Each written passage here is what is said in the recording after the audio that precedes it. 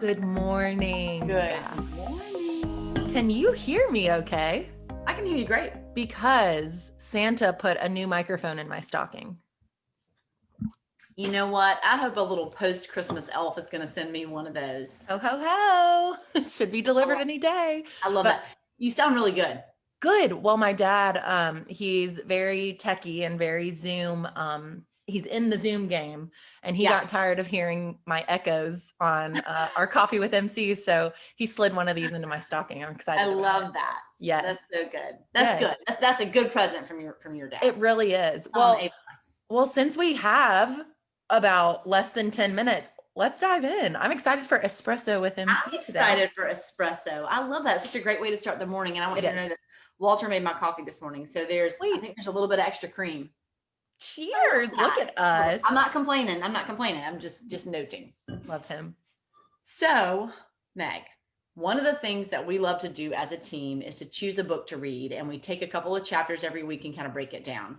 And we've done some kind of, we've done some fiction, but we've really kind of gotten into the whole nonfiction thing and kind of ways to better ourselves. And I love this Atomic Habits book. This Atomic Habits book is incredible. I read it a year or two ago, and then we decided to dust it off and kind of get a copy for everybody, and we've all read it together. So to me, what I love about it is that it's not, you need to totally change everything that you do, which can feel so overwhelming, especially at the beginning of a new year. Yeah. But what it's really about is these are tiny little things that you can do that add up to making a huge difference in your life. Yeah.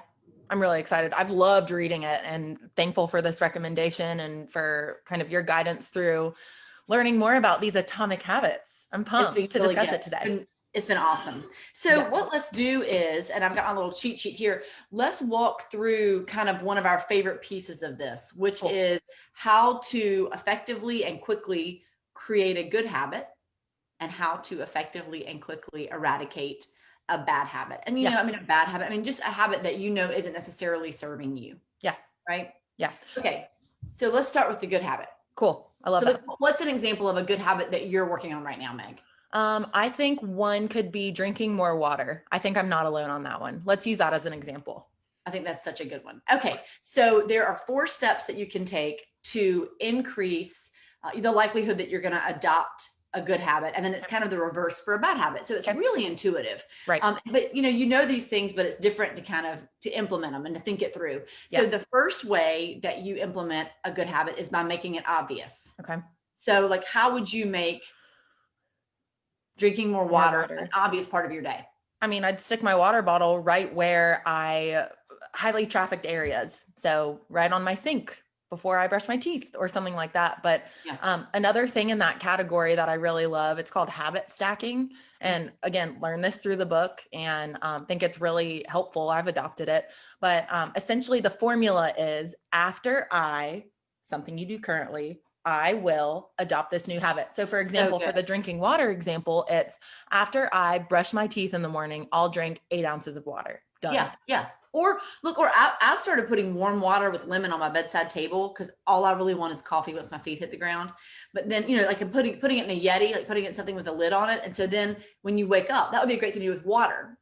After I wake up, then I'll roll over and grab my water and drink some. So I think putting it into something, something that you already do. Me too. So making it obvious. And I think this goes along with making it attractive, which is attaching it to something that you like to do. Right. So, when I finish my 8 ounces of water, I will open Instagram, or when it could be anything. What are some things that you would stack it with? Well, personally, I would say, if I hit my water goal for the day, if my goal is, 64 ounces in a day, I get to have a glass of wine.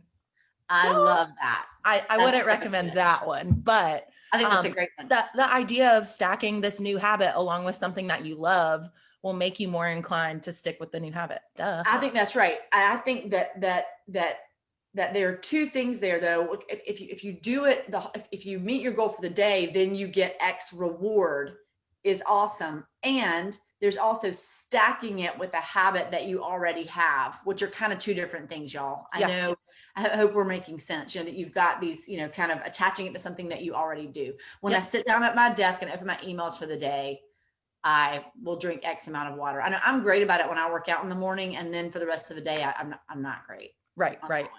Okay. Making it easy is the fourth one that you can do. And I think something great, as an example, making it accessible and somewhere where it's always in plain sight. Something I've been doing is going ahead and filling up my big old water bottle the night before, sticking it in the fridge. All I have to do is grab it. I mean, it takes 10 seconds, but filling up a dang water bottle, I just don't want to do it.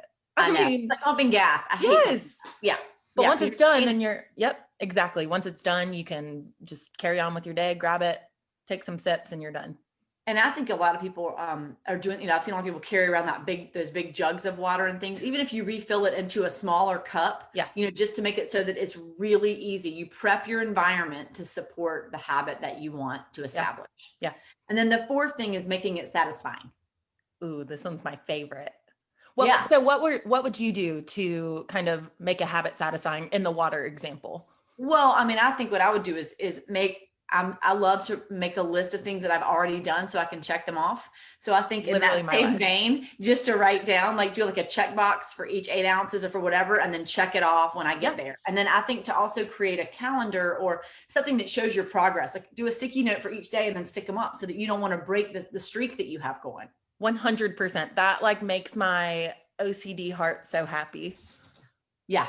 It's so good. Okay. So the 4 that you would do to establish a new habit are: make it obvious, stack it with a habit that you already have, right? Make it attractive, stack it with an action that you like to do, right? Make it easy, prep your environment for it, and make it satisfying, like tracking it along the way. And then giving yourself a reward. If whatever. I mean, exactly. if I do it all every day this week, then on Saturday, I'm going to go out to breakfast. I'm going to go to Starbucks. Whatever, something fun. Yeah, I agree. Now, I think the really cool thing about this is the fact that you can, of course, adopt new habits this way, but you can also reverse bad habits this way. Yes. And it goes along with the same principle as what you just explained, those 4 laws or whatever James Clear kind of put together with the obvious, attractive, easy, and satisfying. You just switch all of those in order to get rid of a bad habit. So there's make it invisible, hide it. So kind of as an example, I know we were chatting earlier, but you were talking about aimlessly scrolling Instagram. I do it constantly. Yeah. Like if I have 30 seconds of downtime, I'm like, oh great, let me just hop on Instagram. And the people are talking to me like my children. And I'm like, hold on, but I'm looking at this person that I don't know. I mean, it's terrible. It's terrible. Exactly. So in that case, what you would do is I would create a social media folder on my phone and put it on page 3 of my phone apps. So that it's not front and center. So I can't just click it. I've got to actually go and look for it. Exactly. It's like people say that when you're trying to break a TV habit, that if you just get rid of the remote, hide the remote. I mean, you can change the channel on the TV, but man, is it a pain. Yeah. I mean, so sad. Right. So sad. Agreed. Okay. What about making it unattractive? So they'll, highlight the benefit of avoiding the habit. Exactly. More time with your kids. There you go. You just said it. Yeah. I think that's great. I think that, one of the things that I'm trying to do is read more. I listen to a lot of podcasts and listen to things a lot, but actually holding a book in my hands and reading it. And so I keep a book on my bedside table now, so that when I get in bed or when I first wake up, where I'm tempted to hop on Instagram and scroll through, instead the book is right there. Right. So I can pick it up, which makes it, it highlights for me the fact that there is, something better that I can do, which makes going through Instagram seem unattractive. Yeah. Yep. Making it difficult, which really goes right along with making it invisible. I mean, think so too. Making it difficult, making it harder to do whatever it is that you want to do. Yeah. And look, if this is, I've had a major M&M habit, it's just, it's just not having them in the house. Yeah. I mean, it's just making it so that there's more friction between you and the thing that you don't want to do, and less friction between you and the thing that you do want to do. Exactly. I like that. Yep. And then the last one is the accountability partners, making it unsatisfying, which I think could be an accountability partner thing. Where someone says, don't do that. Or, I tell you again, kids are great at this. Hey, if you see me doing this, or, hey, if I do this, right. Then here's, if you see me doing this, then I have to put $1 in this jar. If you see me doing this, then you get 30 extra minutes of TV. If you see me doing this, I'll make your bed up. I mean, exactly. Whatever it is. Oh, An accountability partner works both ways. It does. And what's more unsatisfying than letting down your accountability partner? Terrible. Yeah. Terrible. Well, oh gosh, inhaled some air there. But I just really like how you can take the good habit, adopt it, and then get rid of a bad habit in the same way, just reversing it. So we hope these examples kind of helped walk people through, of course, plugging in your own habit and going from there. We think this is a cool tool.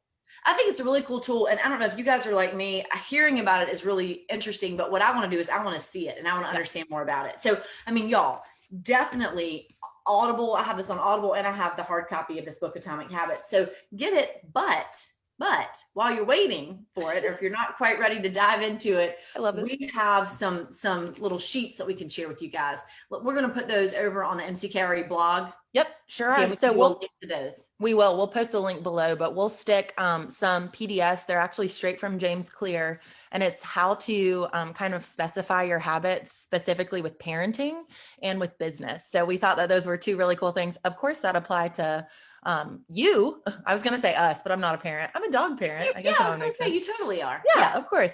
But yeah, so we'll post those on our blog and be sure to take them, download them, use them for yourself. And we're excited to provide that for you guys. Absolutely. And I think there's kind of a cheat sheet overview too that we can supply that might be awesome. really good, so that you can see this in someone else's words, which might be more eloquent. James Clear might explain it a little bit more eloquently than we have to. Maybe. I mean, I don't know. He doesn't have, I don't know, no experience with it. Yeah. I love that. All right. Well, I tell you, Meg, what's saving my life right now is being back in the saddle. I missed kind of the routine. I loved the holidays, but missed the routine and love kind of being.